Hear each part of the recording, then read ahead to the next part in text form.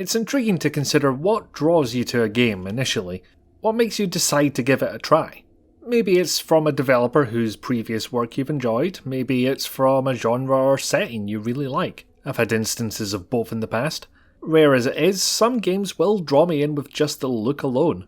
Sometimes it's because it's got SVGA graphics, and that leads me to playing something like the 1996 Fable game or the "Oh seriously are we mentioning this again" Orion conspiracy.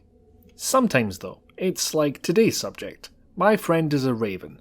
Made for the 2019 Epic Jam and available for free on Steam and itch.io, it starts something like this. The game shows this text for a while and then dumps you into an apartment. Okay, good first half of the story section. A man named Lutum stands in his apartment and laments the fall of the city.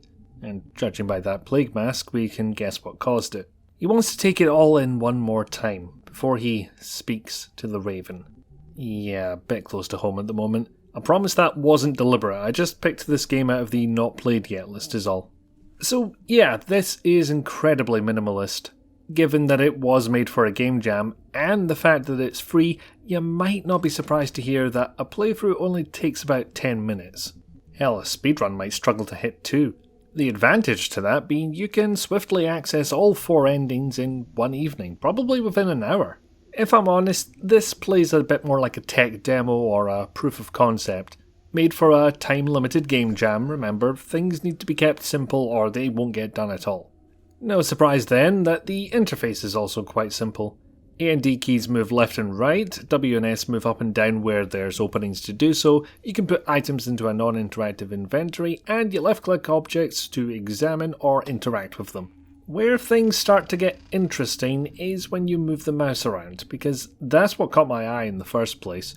The camera follows the cursor, tilting and rotating to keep focus, and that reveals this world for what it is. Essentially, a collection of cardboard cutouts. At first glance, it's a black pen on paper art style, scribbled quickly and cobbled together.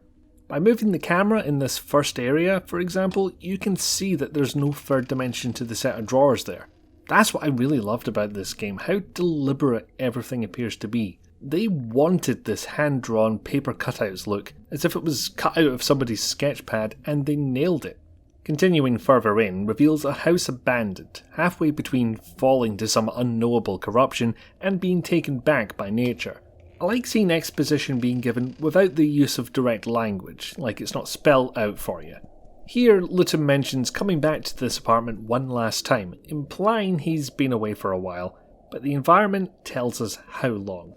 And that environment is brought to us with Unreal Engine 4 of all things. You might have guessed that from the epic mega jam this game came from. I know Unity is getting picked up more and more for adventure games, but using Unreal Engine 4 seems a bit extra somehow. Doubly so when setting the graphics to epic absolutely tanks the frame rate. I genuinely can't imagine what the game is doing to cause that.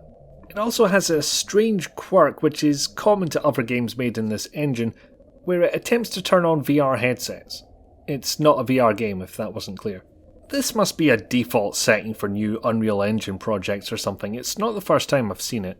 Still, this is a lot less embarrassing than when the "you actually pay money for this" title Terminator Resistance did it.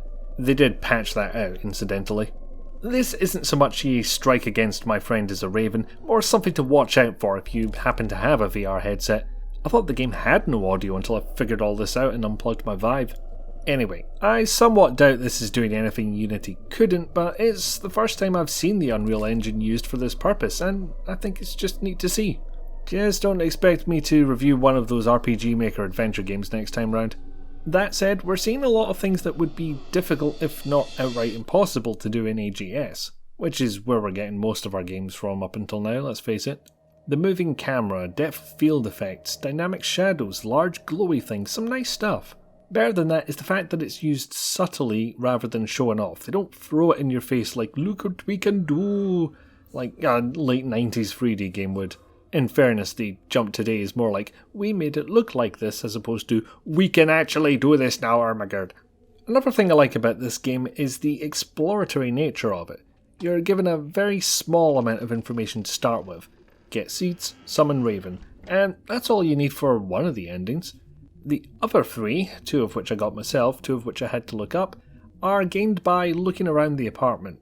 Doing that will not only reveal more about the calamity that befell humankind, although still not very much, but more about Lutum himself and what he could possibly do. More importantly, you choose his reaction to the situation, what he wants to do in response to what's happened, and you do it through gameplay. A lot of the impact would have been lost if this were presented as a menu option, is what I'm saying.